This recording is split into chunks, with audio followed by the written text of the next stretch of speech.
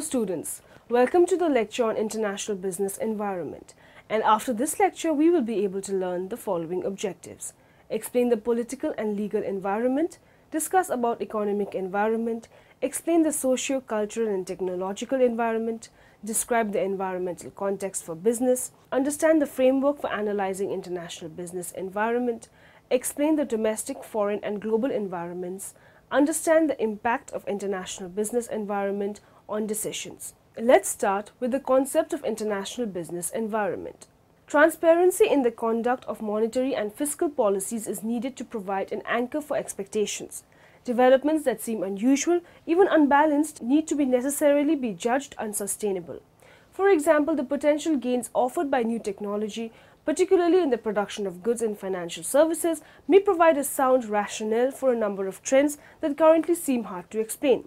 Yet, a starting point characterized by significant macroeconomic imbalances and major financial restructuring does not present a comforting environment for policymakers given very low interest rates and virtual price stability in many countries. The scope lowering real policy rates is now limited. One of the mainly dramatic and important world trends in the past 2 decades has been the fast continued increase of international business. Markets have become really universal for most goods, many services and particularly for economic instruments of all types. In the global for markets, billions of dollars are transacted each day, of which more than 90% represent financial transactions unrelated to trade or investment. Much of this activity takes place in the so-called euro markets, markets outside the country whose currency is used. The reason is that during the past few decades, the emergence of corporate empires in the world economy based on the contemporary scientific and technological developments has led to globalization of production. Let us now discuss the political and the legal environment.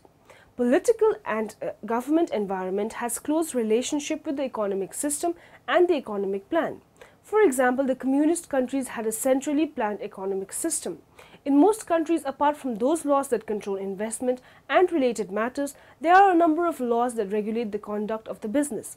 These laws cover such matters as standards of products, packaging, promotion, etc. In many countries, with a view to protecting consumer interest, regulations have become stronger. Regulations to protect the purity of the environment and to preserve the ecological balance have assumed great importance in many countries. Some governments specify certain standards for the products, including packaging, to be marketed in the country. Some even prohibit the marketing of certain products. In most nations, promotional activities are subject to various types of controls. Media advertising is not permitted in Libya. Several European countries restrain the use of children in commercials, in advertisements.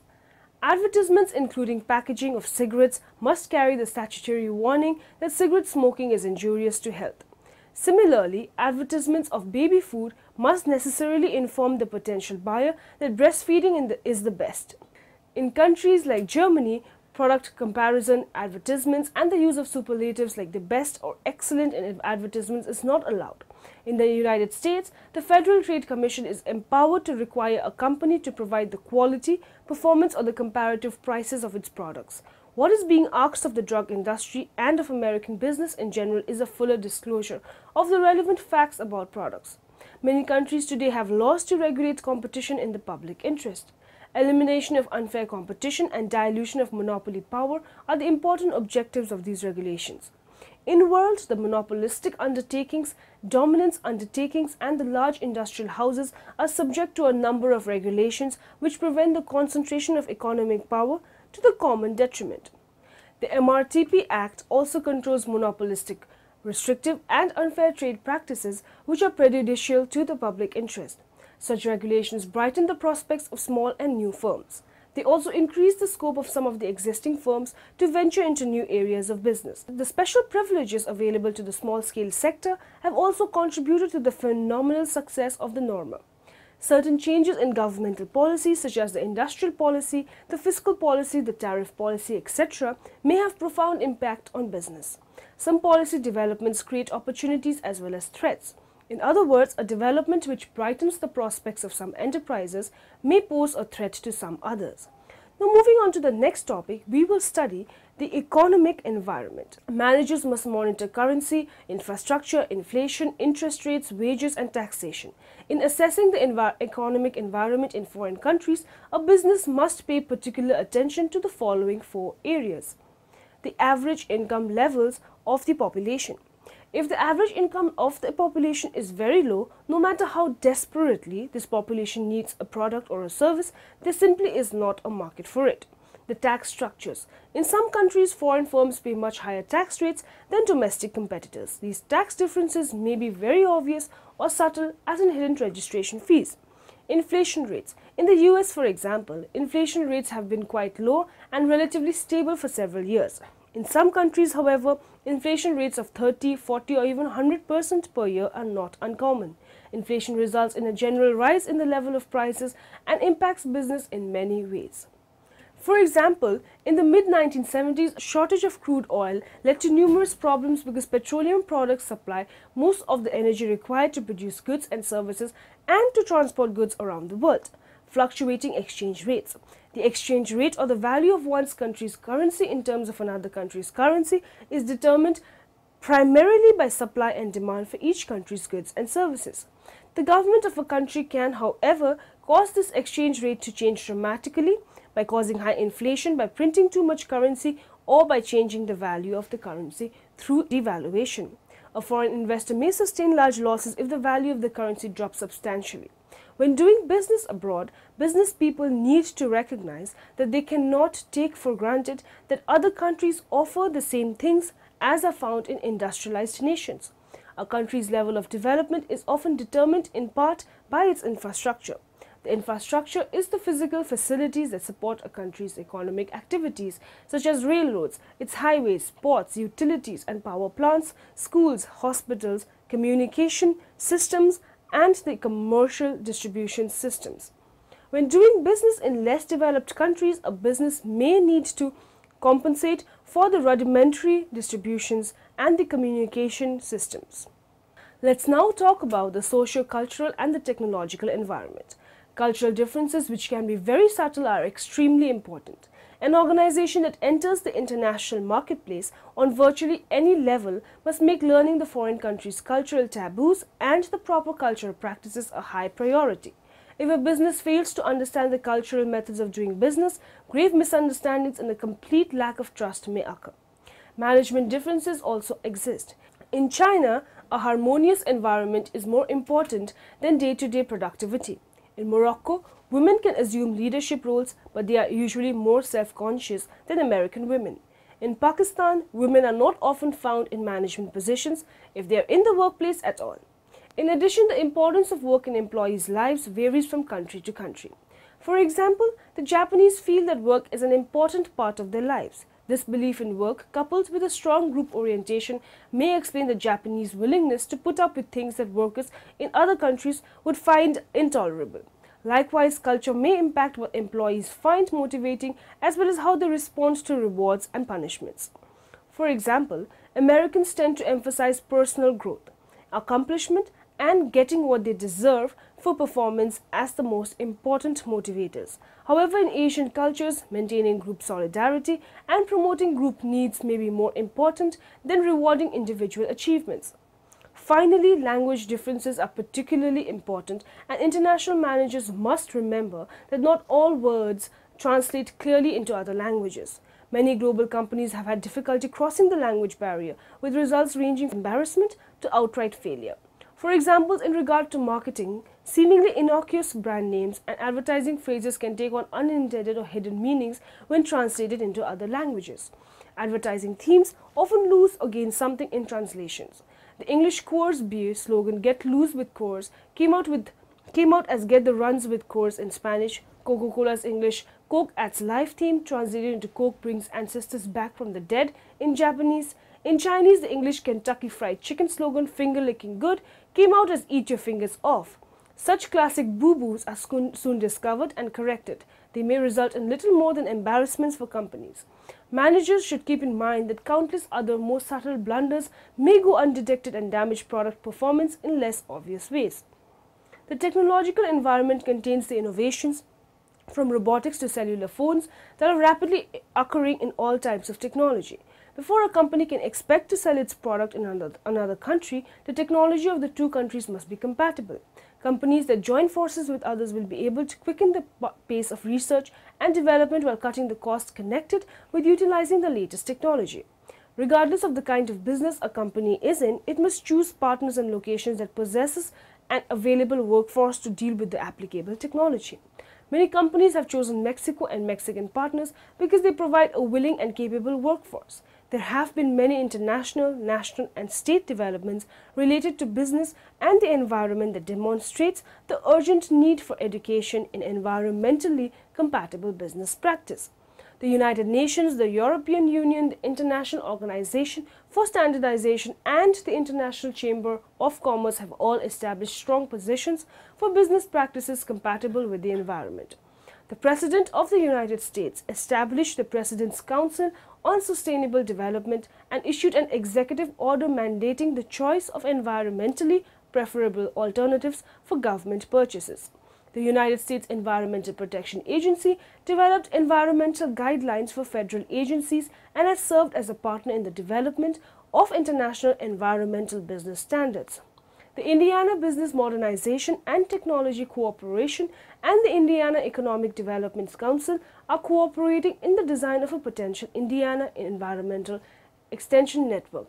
In addition, environmentally oriented non-government organizations, NGOs, are working in partnership with businesses, and coalitions of businesses are developing their own voluntary environmental guidelines.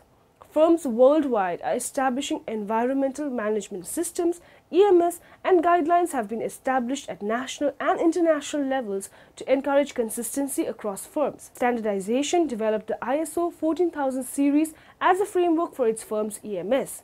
Its companion ISO 14001 outlines EMS basics. Firms participating in the global economy or in countries that have adopted ISO 14001 will need employees to help shepherd the firm through the certification process. Clearly, the impetus to adopt environmentally compatible business practices is spreading throughout the world community.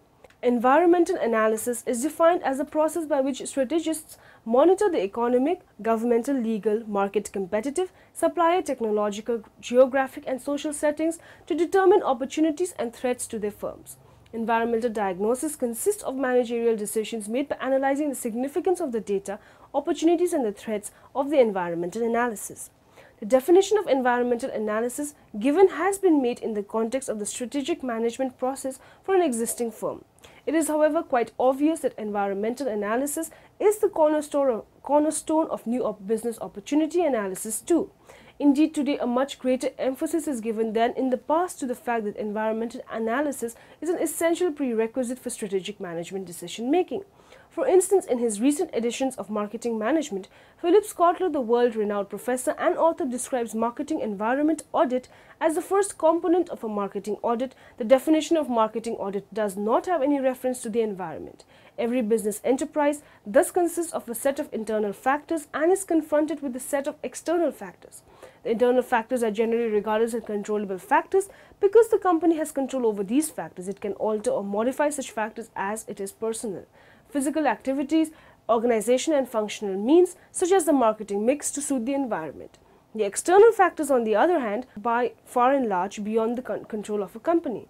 Microenvironment. The microenvironment consists of the actors in the company's immediate environment that affects the performance of the company. These include the suppliers, the marketing intermediaries, the competitors, the customers and the publics. Suppliers. An important force in the microenvironment of a company is the supplier, that is, those who supply the inputs like raw materials and components to the company. The customers.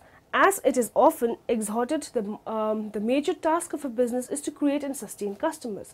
A business exists only because of its customers. Monitoring the customer sensitivity is therefore a prerequisite for the business success. A company may have different categories of consumers like individuals, households, industries and other commercial establishments, and government and other institutions. The competitors. A firm's competitors include not only the other firms which market the same or similar products, but also all those who compete for the discretionary income of the consumers. the marketing intermediaries. The immediate environment of a company may consist of a number of marketing intermediaries, which aren't firms that aid the company in promoting, selling and distributing its goods to final buyers. The domestic, foreign and global environments. The international marketeer's task is more complicated than that of the domestic marketeer because the international marketeer must deal with at least two levels of barriers instead of one. Uncertainty is created by the aspects of all business environments, but each foreign country in which a company operates adds its own peculiar set of uncontrollable factors. The total environment of an international marketeer depicts the controllable elements that constitute a marketeer's decision area. Positive effects occur when changes in foreign policy offer countries favored treatment. Such were the cases when South Africa abolished apartheid and the embargo was lifted, and when the US government decided to uncouple human rights issues from foreign trade policy and grant permanently normalized trade relations (PNTR) status to China, paving the way for entry into the World Trade Organization's WTO. In both cases, opportunities were created for US companies. The impact of international business environment on the decisions.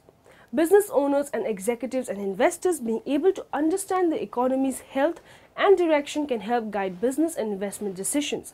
Economic indicators are not perfect crystal balls, but they are certainly better than winging it. Economic indicators, given the global nature of business, it is important to take into consideration both national and global economic indicators. The top four are short-term interest rates, the long-term interest rates, the bilateral exchange rates, and the foreign stock market indices. International global indicators. A study by the Financial Executive Research Foundation titled Economic Indicators and Their Impact on Business Decisions has identified the four most widely followed indicators by senior level executives: inflation, unemployment, oil prices and GDP, that is gross domestic product. Now in the end, let us summarize what we have learned in this lecture. Political and governmental environment has close relationship with the economic system and economic plan. Global corporations consider the whole of the world their production place, as well as the market, and move factors of production to wherever they can optimally be combined. The greater interdependence among nations has already reduced economic insularity of the peoples of the world, as well as their social and political insularity. The technological environment contains the innovations from robotics to cellular phones that are rapidly occurring in all types of technology. Environmental diagnosis consists of managerial decisions made by analyzing the significance of the data, the opportunities and the threats of the environmental analysis. The macro environment consists of the larger societal forces that affect all the factors in the company's microenvironment, namely the demographic, economic, natural, technological, political and cultural forces.